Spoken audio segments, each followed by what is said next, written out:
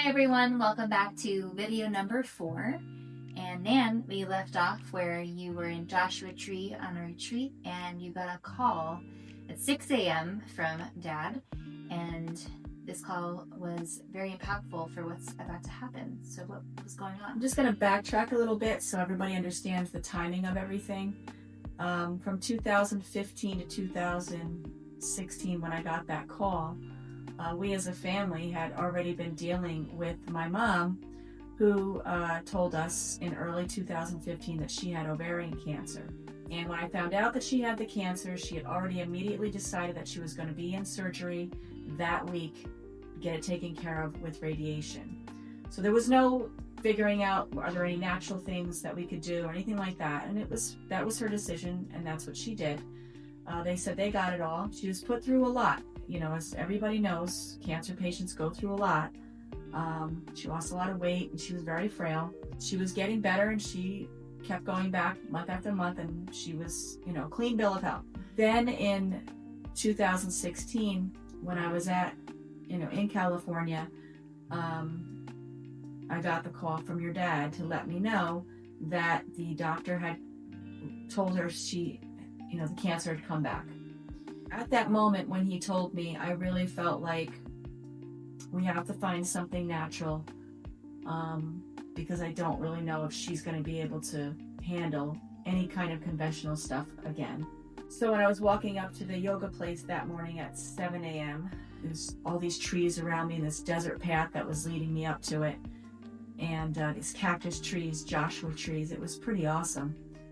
But it hit me right there that she might not have it in her to fight again. Mm-hmm. And I had to accept that, but I cried, and I just knew that this was a pivotal moment. Didn't know how it was going to turn out, but I knew it was pivotal. And that day, our activity happened to be a Native American sweat tent, and they use sweat tents as a way of helping people purge negative and grief, negative emotions and grief.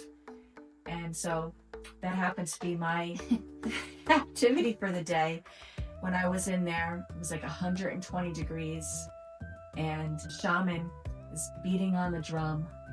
It's so loud. He's doing this chant thing, and nobody could hear anybody in there.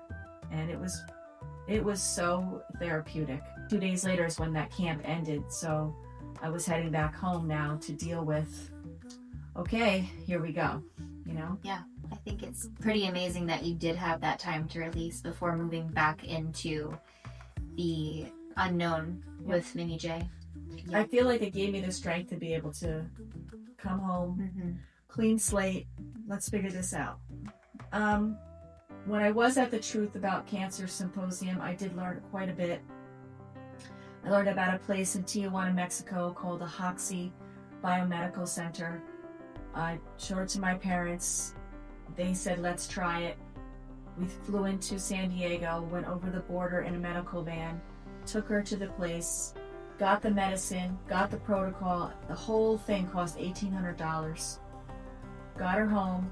She started taking everything. First month that she was taking it, her white blood cell count was completely improving. And the doctors didn't really understand because she had not gone through any kind of chemo. Mm-hmm.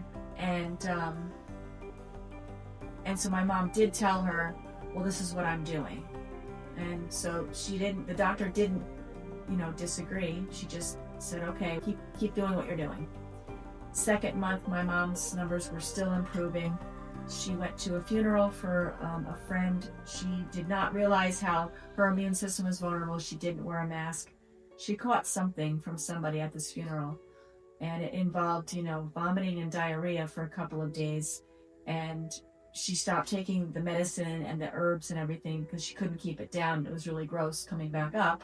The 1 week led into 2, led into 3, and, I'm on the other side going, Mom, you really have to start taking the medicine again and eat well. Yeah, and eat the way that they told you to eat. And she's like, I just can't. I just cannot physically do that. And, that following month, the numbers started going in the opposite direction. And the doctor convinced her to do chemotherapy. Within 9 months of starting the chemo, she had passed she passed away in December of 2016. And that whole year was brutal. Watching her slowly pass, my dad, what that he went through.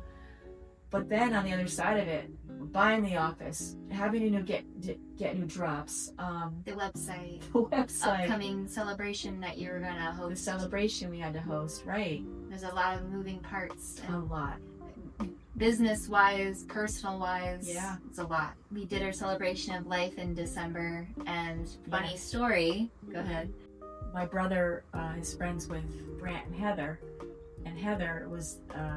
is our shipping girl right now, and we reconnected. I've known her for years, but we reconnected at my mom's celebration of life, and she was just talking about how she needed a job and everything. I'm like, really? Well, I need somebody in my shipping department. And we still have Heather. Yeah, so she was hired at Amy J's celebration. This is 10 years now, isn't it? 8, almost 10. No, 9 years. It's 9 years. Yeah, 9 years now. Yep. Amazing. What a blessing out of that whole thing. Heather has been such a blessing to us. But yeah, that's pretty awesome. One of the things I didn't see coming with my mom's passing was how intricately involved my identity had been, linked to my mom, linked to making her happy, making sure she was okay. There were times where we felt like eggshells around her, and you too. It wasn't just me. Yep. But that identity of being her daughter and the way I acted to make sure she was happy was now no longer valid. And it was so strange to me to not have that in my life. And I really didn't at that point know how to act. Like, okay, I'm not Thelma's daughter anymore. Or I'm not having to make decisions to make sure that I'm not, rocking that boat over there. And that was weird. And that was ingrained since you were birthed. Since I was little, yes. But what I also didn't realize was that my decision to, attend the church that we attended was also based on her and our family dynamic. And then, of course, me getting married at a very young age. I was 18. I had my first child, Scott, my oldest, when I was 18. I had Todd at 20. And now I'm a mom and a wife at a very young age. And that was also my identity. And so when my mom passed, it was like other domino effects happened with those other identities that I had. That was the beginning of life-changing events. Leaving the church that I grew up in, I have my own spiritual beliefs now and what I believe in and what I, align with, but not the way I was raised. Which was a huge part of your foundation. This was all happening. So she passed away in 2016. The business was growing. And all the way up until 2019, which we'll get to in a second. Mm-hmm. But like your healing process and your understanding about this started to really unravel within those couple of years. Yep. Yeah, it really did. That went into, a major part of your life. In April of 2019, I got married to my husband, Curtis, and many of you may know him because he did work for Breakthrough too for a couple of years as well. But we got married in April, and then we went on our honeymoon. And after a honeymoon, my dad picked us up from the airport, and as soon as I got into that car, I knew there was something wrong. Next day, I approached my parents and I asked what was going on, and they said that they were going to get a divorce. And they were in the process of separating. Yeah. And that had started before your wedding. Yeah. That wasn't something that either one of us, we did not want that to overshadow what you guys were putting together in that beautiful day.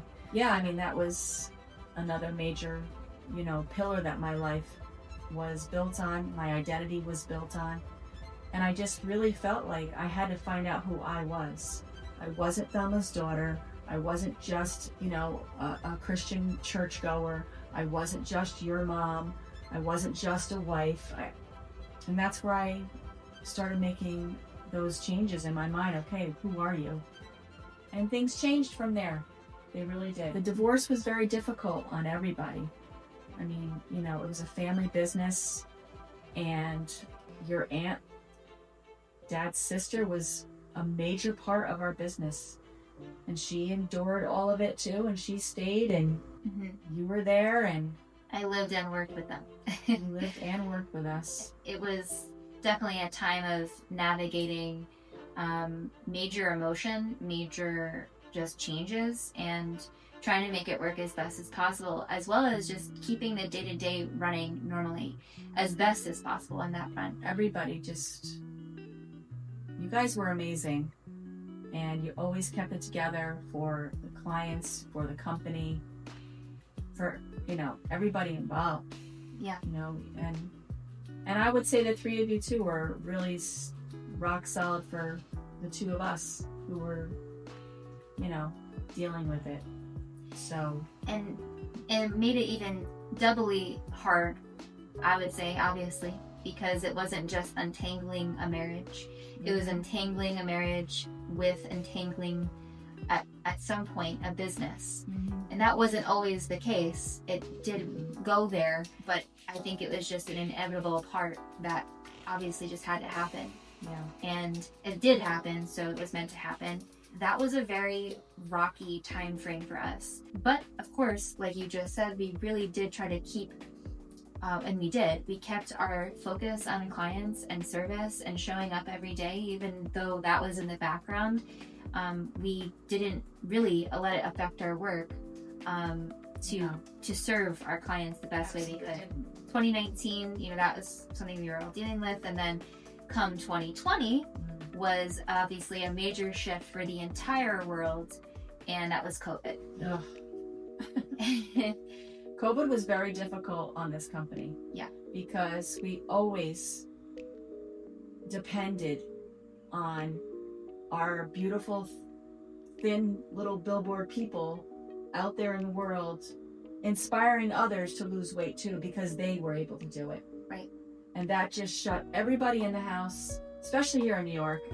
And we're based here in New York, and that's oh where my a majority of our clientele was. They shut us down for like a year up here. It wasn't even like a month or whatever. Right. It was way too long. And psychologically, it shut people out. Psychologically, it was a problem. People were behind Zoom cameras now. So that was the first big thing that really slowed us down, was the fact that word of mouth and people being out around other people, going to work, etc., all stopped. Right. And everybody was, you know, they weren't concerned about telling people how to lose weight. They were concerned about their lives, survival. Yeah. Livelihood, survival, all health, of it. Family. Yeah. Which we understand, and of course we were part of that exact same trajectory. We got it. We totally understood. But we tried pivoting. We did pivot. We started doing Zoom meetings instead of in-house seminars, live seminars. Zoom group coaching we started, and we started to dive into the wild west of the web. Social media. Yes. And with that said, you know, we did grow this business through word of mouth. That's how you all know us now, is by people down the line telling others. So we really appreciate all of you for sharing your testimonials and your success, and just how Breakthrough has supported you with your friends and family, because we wouldn't be here without you. Yeah. And ultimately, the word of mouth referrals started to decline because of, you know, this major pivotal thing. And while we were trying to shift from brick and mortar to social media, it was a huge thing for us to learn and to pivot and navigate. We did hire companies. We did so many different things. Right. And, you know, just kept going as best we could. And this is all the while of you still navigating your divorce. Like that whole year of 2020, you know, we were still very much moving through that, and it didn't make anything easier. Especially too when it was COVID, you were in the office alone, we were all working from home, but there was only so much that we could all really do and communicate and, you know, make progress on. And it was just a big time of shifting. It was. So it was definitely a downward spiral. And like you said, you know, the divorce and all of that. And I had gotten my own apartment and wanted to just, you know, find myself. And then I met someone. That changed our lives forever. Yes, it did.